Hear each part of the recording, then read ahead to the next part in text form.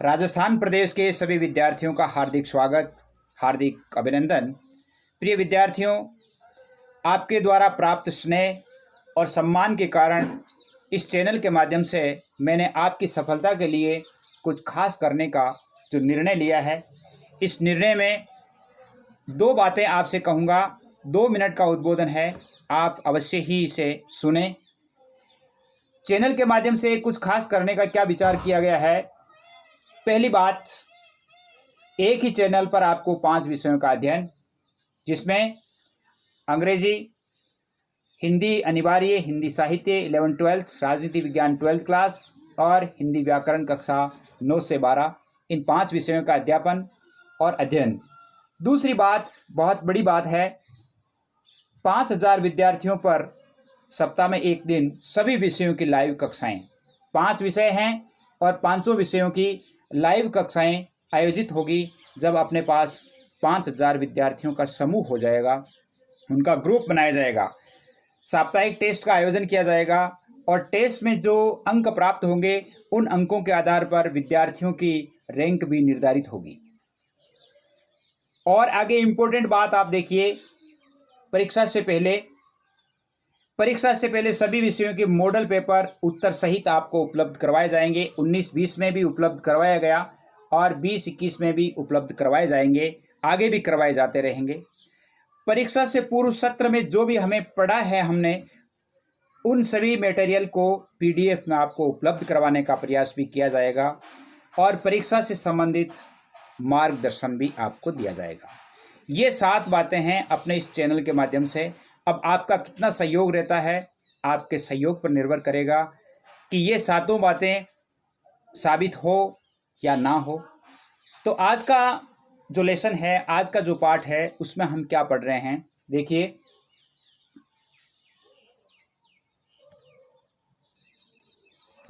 तो आज हमें क्या पढ़ना है, हमारे इस चैनल के माध्यम से अभी अंग्रेजी व्याकरण जो चल रही है, और अंग्रेजी व्याकरण में अपन ने 2 वीडियोस पहले टेंस के पढ़ लिए और आज हम पास्ट टेंस को, यानी एक ही वीडियो में इन 4 टेंसेज को पूरा करने का प्रयास किया है। Past indefinite, past continuous, past perfect और पास्ट परफेक्ट कंटिन्यूस, इनका यूज ऑफ टेंसेज भी आपको बताया गया है, जो कि आपकी परीक्षा के लिए और आगामी जो तैयारी है उनके लिए भी बहुत अधिक महत्वपूर्ण है। देखिए, सबसे पहले अपन देखते हैं पास्ट इंडेफिनिट। और पास्ट इंडेफिनिट की पहचान यदि हम हिंदी में देखें तो खा, खे, खी, या, ये, ई, ढा, डे, डी, अर्थात आ, ए, ई की मात्रा जहाँ आती है वहाँ पे पास्ट इंडेफिनिट टेंस होता है। जैसे मैंने पुस्तक पढ़ा, मैंने पत्र पढ़ा, इसका अर्थ है कि आ, ए, ई की मात्रा आ रही है, तो पास्ट इंडेफिनिट टेंस है। इस टेंस में एक ही सहायक क्रिया होती है, डिड, और वर्ब की फर्स्ट फॉर्म काम में आती है। सबसे पहले हम देखते हैं सिंपल सेंटेंस। सिंपल सेंटेंस में डिड का प्रयोग नहीं होता है। यही एक वाक्य है जिसमें सिंपल सेंटेंस में डिड का प्रयोग नहीं होता है और मुख्य क्रिया की सेकंड फॉर्म काम में आती है। जितने भी टेंसेज हैं उन टेंसेज में एक ही टेंस है, पास्ट इंडेफिनिट, और पास्ट इंडेफिनिट का सिंपल सेंटेंस जो होता है उसमें ही सेकंड फॉर्म काम में आती है। अन्य किसी भी टेंस में या सेंटेंस में सहायक क्रिया की सेकंड फॉर्म काम में नहीं आती है क्रिया की। यदि हम इसका सूत्र देखें तो सबसे पहले सब्जेक्ट लिया जाता है, फिर वर्ब की सेकंड फॉर्म ली जाती है, ऑब्जेक्ट लिया जाता है, अदर्स लिया जाता है। जैसे आप देखिए, मीना कल अपनी सहेली से मिलने जयपुर गई। Meena went to Jaipur yesterday to see her friend. Meena कल अपनी सहेली से मिलने जयपुर गई। मैंने मेरे भैया को पत्र लिखा, या मैंने मेरे भाई को पत्र लिखा। I wrote a letter to my brother. I wrote a letter to my brother. मैंने मेरे भाई को पत्र लिखा, यानी आ की मात्रा आ रही है। देखिए, वर्ब की सेकंड फॉर्म यहाँ पे काम आ रही है। यहाँ पर वेंट, गो की सेकंड फॉर्म वेंट होती है, यहाँ पर राइट की सेकंड फॉर्म रॉट होती है। नेगेटिव सेंटेंस देखिए, इसका नेगेटिव सेंटेंस में क्या होता है, सब्जेक्ट और डिड प्लस नोट, यानी हेल्पिंग वर्ब प्लस नोट होता है। तो हेल्पिंग वर्ब डिड है इसमें, और नोट का प्रयोग होने के बाद वर्ब की फर्स्ट फॉर्म काम में आएगी, ऑब्जेक्ट प्लस अदर्स होगा। रेखा ने आपका पेन नहीं चुराया। Rekha did not steal your pen. Rekha did not steal your pen. चपरासी ने घंटी नहीं बजाई। The peon did not ring the bell. चपरासी ने घंटी नहीं बजाई। मेरे पिताजी ने आपके बारे में नहीं पूछा। My father did not ask about you. मेरे पिताजी ने आपके बारे में नहीं पूछा। माई फादर डिड नॉट, यानी देखिए डिड नॉट वर्ब की first form plus object plus other, ये देखना है। यानी मेरे पिताजी ने आपके बारे में नहीं पूछा, यानी मेरे पिताजी ने नहीं पूछा आपके बारे में, ऐसे बनाना है। My father did not ask about you.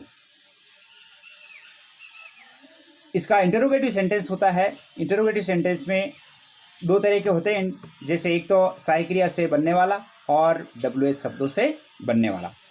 सहायक क्रिया से बनने वाला जैसे देखिए, क्या आपने वह प्रश्न हल किया। क्या आपने वह प्रश्न हल किया, तो इसका उत्तर होगा did you solve that question. That वह प्रश्न, यानी दैट क्वेश्चन, यह दिस क्वेश्चन यानी यह प्रश्न, दैट क्वेश्चन वह प्रश्न। इसी प्रकार बच्चों ने कितना दूध पिया, कितना बीच में आया हुआ है, इसका अर्थ है कि WH से बनेगा। How much milk did drink the children, यानी बच्चों ने कितना दूध पिया। तुम अपने भाई के साथ कल कहाँ गए। कहाँ, यानी इसका अर्थ है कि यहाँ पर ये WH है तो वेयर से बनेगा। Where did you go with your brother. Where did you go with your brother, आप अपने भाई के साथ कल कहाँ गए। कितने विद्यार्थी कक्षा में नहीं आए। How many students did not come into the class. How many students did not come into the class, यानी कितने विद्यार्थी है वो कक्षा में नहीं आए। दूसरा टेंस देखिए, past continuous tense. Past continuous tense Hindi में पहचान है इसकी, रहा था, रही थी, रहे थे। इसमें सहायक क्रियाएं होती है वॉज या वर। मुख्य क्रिया के साथ में इसमें ING जुड़ता है। जिस प्रकार प्रेजेंट कंटिन्यूस टेंस में इजारम सहायक क्रिया होती है और उसमें भी ING जुड़ता है, तो इसमें भी ING जुड़ता है। एक वचन के साथ वाज, बहुवचन के साथ वर, और इसमें आई कर्ता के साथ भी वाज का ही प्रयोग होता है, ये ध्यान रखेंगे। आई के साथ भी इसमें वाज का ही प्रयोग होता है। जैसे देखिए सिंपल सेंटेंस में वही बात है, subject plus helping verb plus verb plus object plus others, वही बात है।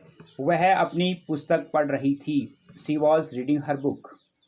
वह पढ़ रही थी अपनी पुस्तक। She was reading her book. Helping verb, verb, object plus others. वे रमेश से बातें कर रहे थे। They were talking to Ramesh. They were talking to Ramesh, वे रमेश से बातें कर रहे थे। दे आ गया ना इसमें, तो इसका अर्थ है कि वर होगा। इसमें देखिए नेगेटिव, मोहन प्रश्नों का जवाब नहीं दे रहा था। Mohan was not replying the questions. Mohan के सिवा कोई भी शोर नहीं कर रहा था। No one was making a noise except Mohan. Mohan के सिवा कोई भी शोर नहीं कर रहा था। किसान अपने खेत में हल नहीं जोत रहा था। किसान अपने खेत में हल नहीं जोत रहा था। The farmer was not ploughing इन आएगा यहाँ पर इन हिज फार्म, यानी किसान अपने खेत में हल नहीं जोत रहा था।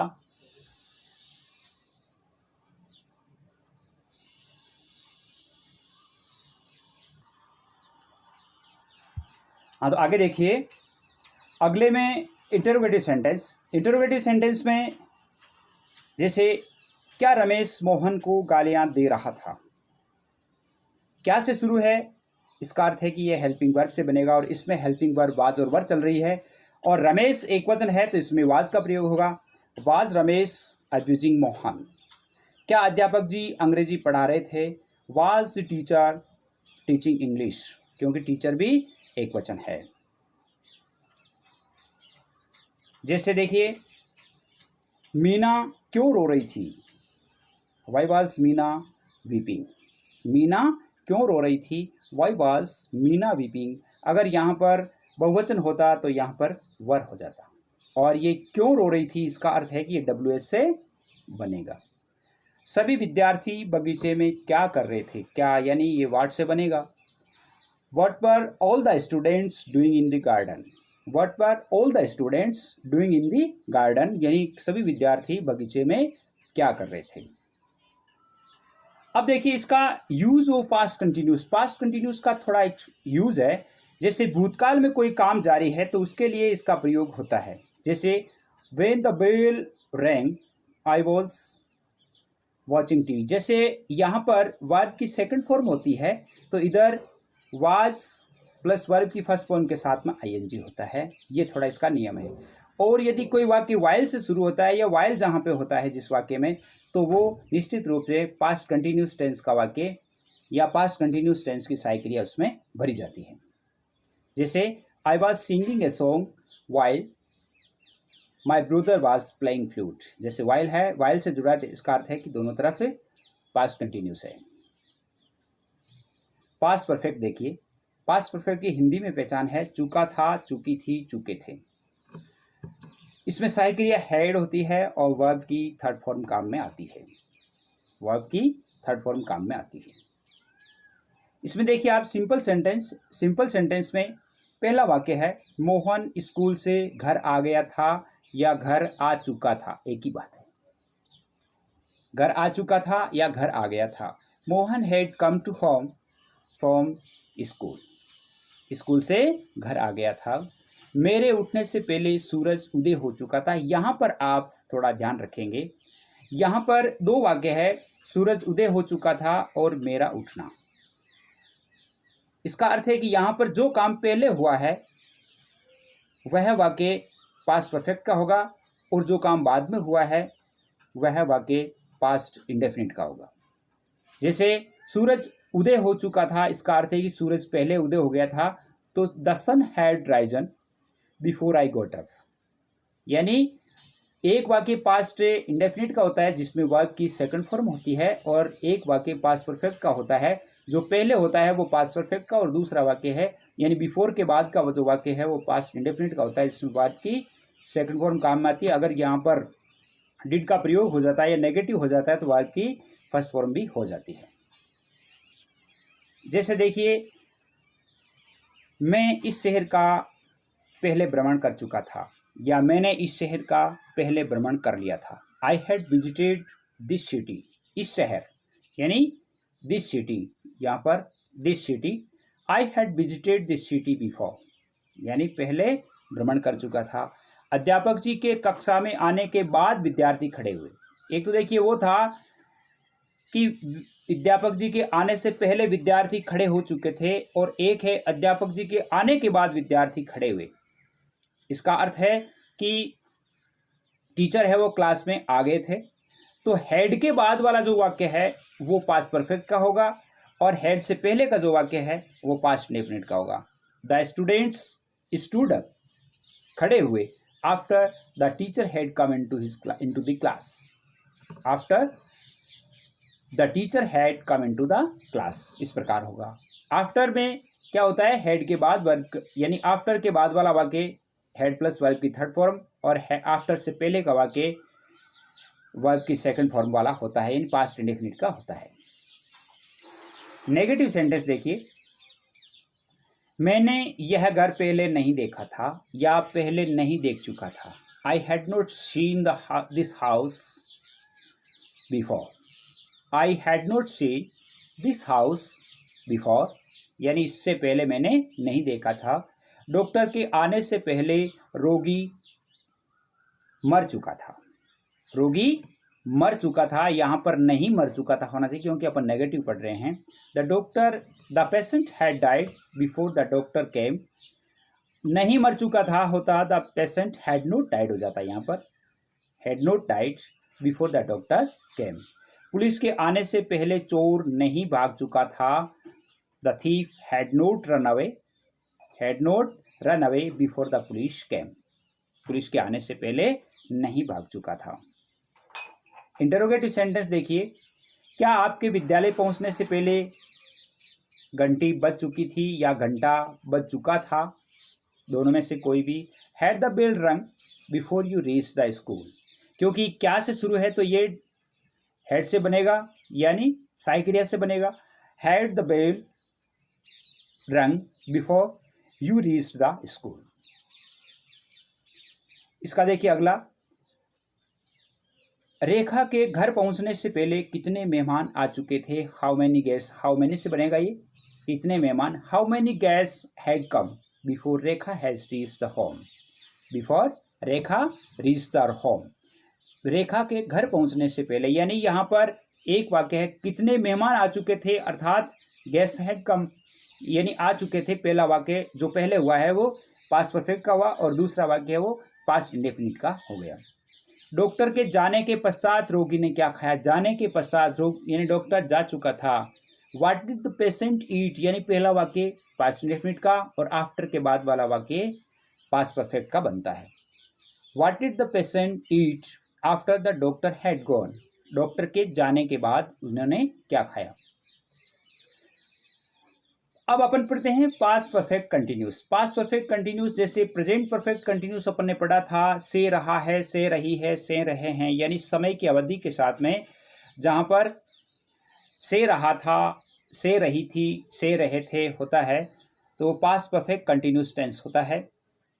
इसमें सहायक क्रिया हैड बीन होती है, वर्ब की फर्स्ट फॉर्म के साथ में आईएनजी जुड़ता है।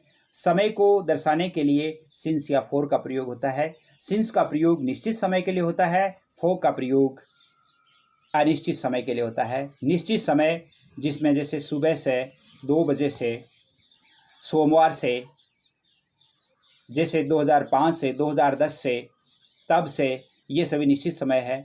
और अनिश्चित समय 2 घंटे से, 3 मिनट से, 4 सप्ताह से, ये सभी अनिश्चित समय है। इसमें देखिए आप सिंपल सेंटेंस इसका सूत्र आप देख सकते हैं, सब्जेक्ट उसके बाद हैड बीन, वर्ब की फर्स्ट फॉर्म के साथ में ING plus object plus others, यहाँ तक तो होता है, यहाँ तक तो वही होता है। इसके बाद सिंस या फॉर का प्रयोग, फिर टाइम का प्रयोग होता है, यानी टाइम, सिंस या फॉर प्लस टाइम। जैसे मोहन 3 सप्ताह से जयपुर रह रहा था। मोहन 3 सप्ताह से जयपुर रह रहा था। Mohan had been living in Jaipur for 3 weeks. अब देखिए इसमें सब्जेक्ट मोहन, हैड बीन है ही, वर्ब की फर्स्ट फॉर्म के साथ में आईएनजी, उसके बाद अदर्स हो गया जयपुर, उसके बाद सिंस या फॉर में से फॉर हो गया और टाइम 3 वीक्स। तो इस प्रकार होगा ये। सीता सुबह से आपका इंतजार कर रही थी। Sita had been waiting for you since morning. Sita had been waiting for you since morning, सुबह से आपका इंतजार कर रही थी। वह पिछले 2 घंटों से अपना गृह कार्य कर रहा था या यहाँ पर इसमें कर रही थी। She had been doing his homework for 2 hours, इसमें क्योंकि 2 आवर्स है तो होम 4 होगा और सिंस का प्रयोग यहाँ पर मॉर्निंग है यानी इसी समय है तो सिंस का प्रयोग होगा। नेगेटिव सेंटेंस देखिए इसका, विद्यार्थी 1 बजे से क्रिकेट नहीं खेल रहे थे। 1 बजे से समय दिया हुआ है, इसका अर्थ है कि ये निश्चित समय है। The students had not playing cricket since 1 o'clock, 1 बजे से नहीं खेल रहे थे। मैं पिछले 2 वर्षों से मेरा जन्मदिन नहीं मना रहा था।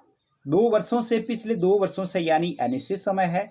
I had not been celebrating my birthday for last 2 years, पिछले 2 वर्षों से, लास्ट 2 years यानी इसमें भी सिंस नहीं आएगा। पिछले लास्ट 2 वर्ष कौन से हैं इसमें ये नहीं दिया हुआ है।